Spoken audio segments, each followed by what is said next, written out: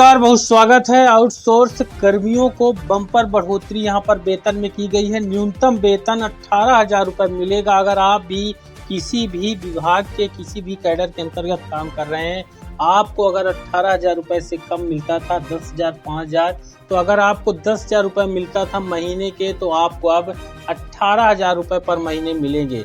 साथ ही स्कूलों पर काम करने वाले शिक्षक हैं, अतिथि शिक्षक होते हैं, शिक्षा मित्र होते हैं, इस तरह के कैडर को जो आउटसोर्स पर हैं, उनको अब यहाँ पर न्यूनतम 25,000 रुपये देने को लेकर आदेश जारी किए गए हैं। वीडियो बड़ा इंपॉर्टेंट है। आउटसोर्स कर्मचारी किसी तरह संघर्षशील होकर के अपने परिवार का जीवन निर्वाह कर रहे हैं और कड़ी मेहनत के बावजूद वह लंबे समय से न्यूनतम वेतन बढ़ोतरी की मांग भी कर रहे थे। अब फाइनली आदेश जारी हुआ है। सरकारी आदेश के तहत यहाँ पर अब 18,000 रुपये न्यूनतम वेतन मिलेगा। यहाँ पर आप देख पाएंगे सीएम योगी ने सौगात दी है। 2 लाख कर्मचारियों को इसका फायदा मिलेगा और 1 अप्रैल से वेतन बढ़ोतरी के साथ जो बढ़ा वेतन है वह अप्रैल के महीने से दिया जाएगा।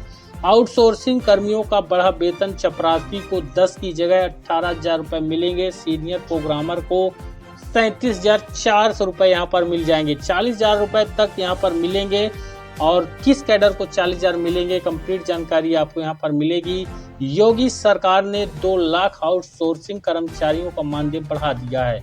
8 से 11,000 रुपये की बढ़ोतरी की कर दी गई है। अब चपरासी और चौकीदार को 10,000 रुपये की जगह 18,000 रुपये पर महीने मिलेंगे। इसी तरह अनुवादक, कंप्यूटर सहायक और डाटा एंट्री ऑपरेटर को 14,000 की जगह 23,000 रुपये वेतन यहाँ पर मिलेगा। कर्मचारियों को बढ़ी हुई सैलरी अप्रैल महीने से मिलना शुरू हो जाएगी। सैलरी मानदेय के अलावा कर्मचारियों को अब 13% ईपीएफ और 3.25% ईएसआई भी मिलेगा। इस पर विधानसभा में सीएम योगी ने कर्मचारियों के वेतन को बढ़ाने का ऐलान किया था।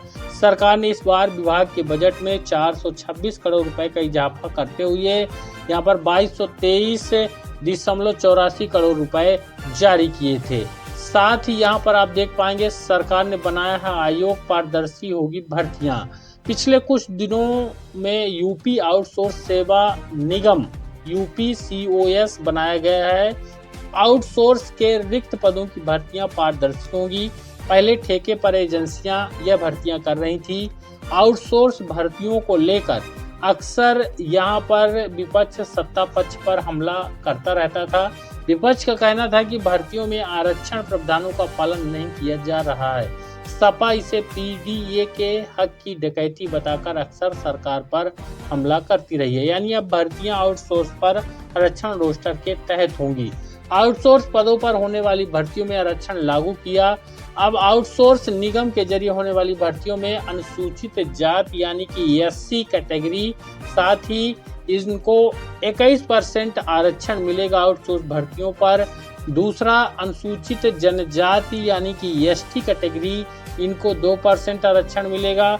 अन्य पिछड़ा वर्ग यानी कि OBC कैटेगरी को 27% आर्थिक रूप से पिछड़े वर्ग को EWS को 10% आरक्षण दिया जाएगा।